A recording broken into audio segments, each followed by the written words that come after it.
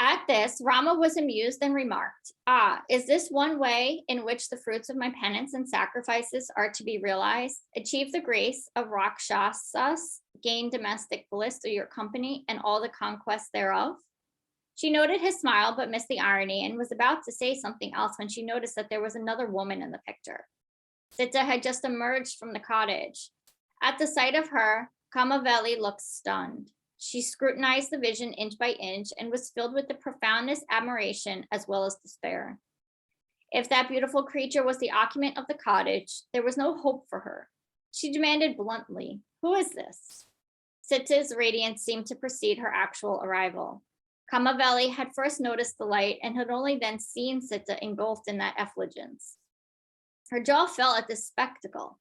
For a moment, she lost herself in gazing on this pair whose beauty complemented each other. If there was anywhere in the creation a male with the perfection of attributes to be matched by a perfect female, here it was. Kamaveli momentarily forgot her own infatuation in the spell cast by the presence of this pair. But it was only a fleeting distraction. Her passion soon revived. She assumed that Sita, too, was one who had sneaked up to Rama on some forest path and attached herself to him. She could not be this man's wife, as no wife would care to face the hardship of a forest existence. He must surely have left his wife, if he had one, back at home, and now lived with this woman in the forest. Kamaveli said to Rama very seriously, "Great one, don't let this creature come near you. Don't be misled by her appearance. It's not her own.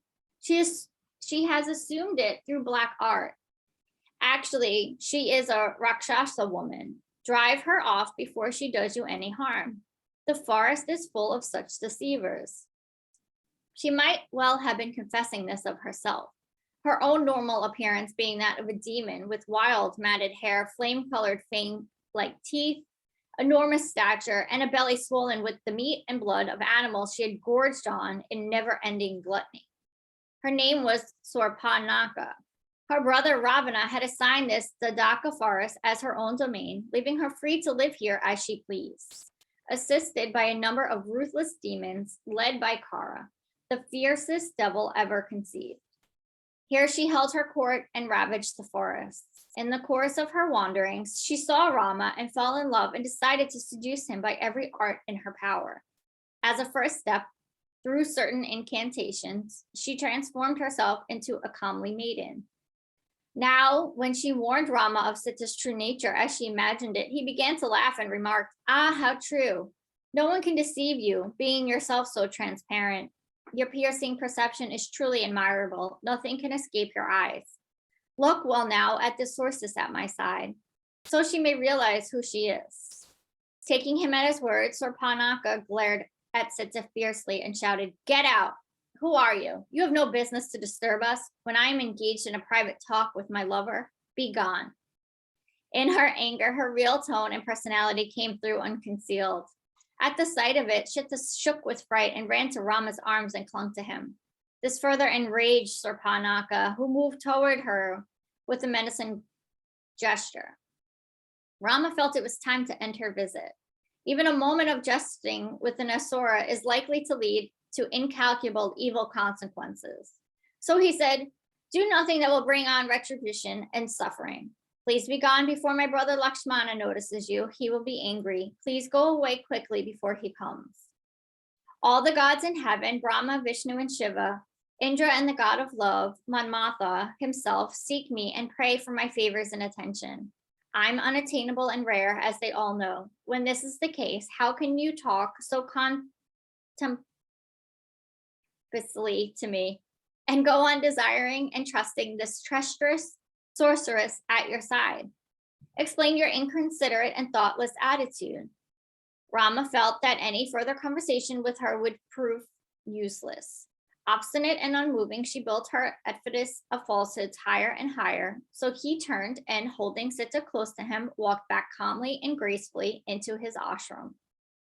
When the door was shut in her face, Sorpanaka felt so distraught that she almost swooned. Recovering, she reflected, "He has spurned me in no uncertain terms and turned his back on me. He is completely infatuated with that woman. Finding that there was nothing more for her to do, she withdrew to her own lair behind the woods and went to bed. She was shriveling in the heat of passion. As it had once been for Sita, the same love sickness proved a great torment to this monstrous woman, too. Everything irritated her and aggravated her agony. When the moonlight flooded the earth, she roared at the moon and wished she could set the serpent Rahu to swallow it. When the cool breeze touched her, she hollowed imprecations at it and rose as if determined to destroy the god of love himself, whose shafts were piercing her heart. Unable to stand the pain inflicted by her present surroundings, she entered a mountain cave infested with deadly serpents and shut herself in it. There she was the victim of hallucinations. Rama, in his full form, seemed to stand before her again and again, and she fancied she embraced him and fondled his broad shoulders and chest. When the illusion passed, she cried, "Why do you torment me in this way? Why do you refuse to unite me with me and quench the fire that's burning me?"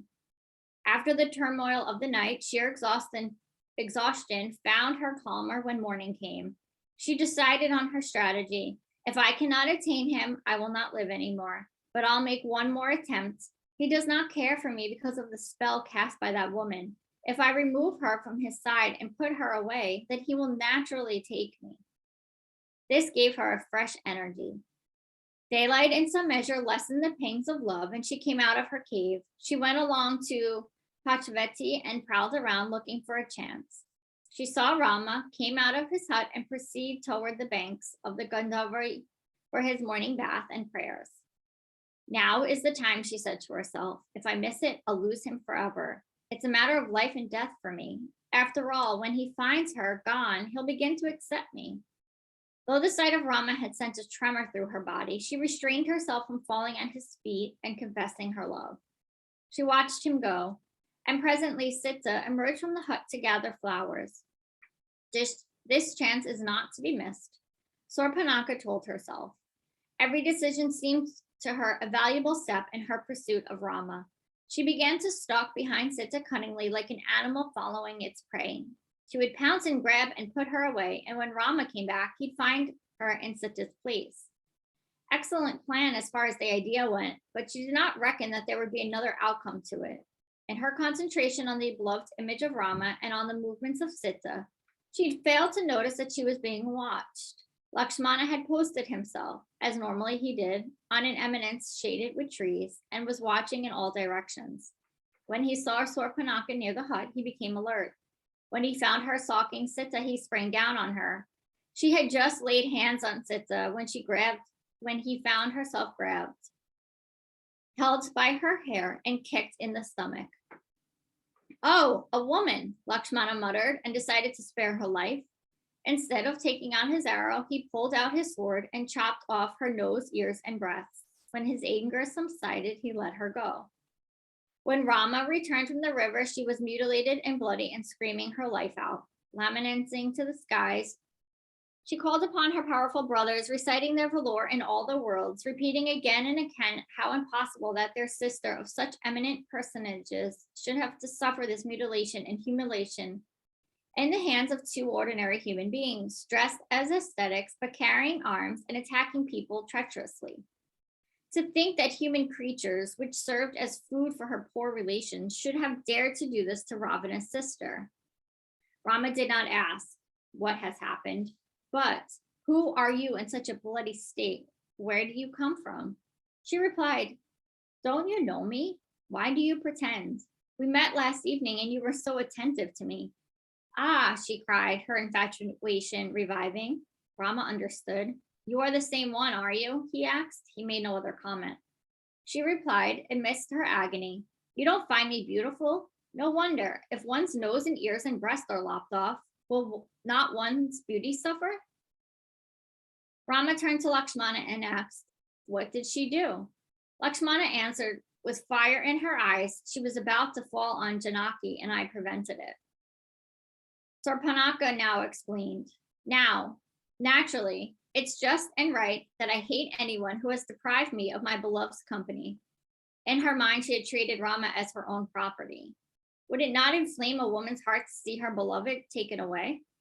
Rama said simply, "Go away before your tongue utters worse words, which may bring you more harm. Go back to your own people." Sorpanaka made one last attempt to gain Rama's love. She said, "Even now it's not too late. My brother Ravana will pardon you for what you have done if he knows we are married. He will also make you the overlord of several worlds, placed above all the gods. It's not too late. On the other hand, if anyone comments on my nose or ears, he will wipe them out. So do not hesitate. No one will dare to say that I have no nose or ears or breasts. I still have eyes which can feast on your broad chest and shoulders, and my arms are intact to embrace you. I love you madly. I'll be your slave and make all your Rakshasas your slaves. And make all Rakshasas your slaves. I can't survive without you. Have pity on me. I'll do anything you command." She was rolling in the dust with blood gushing,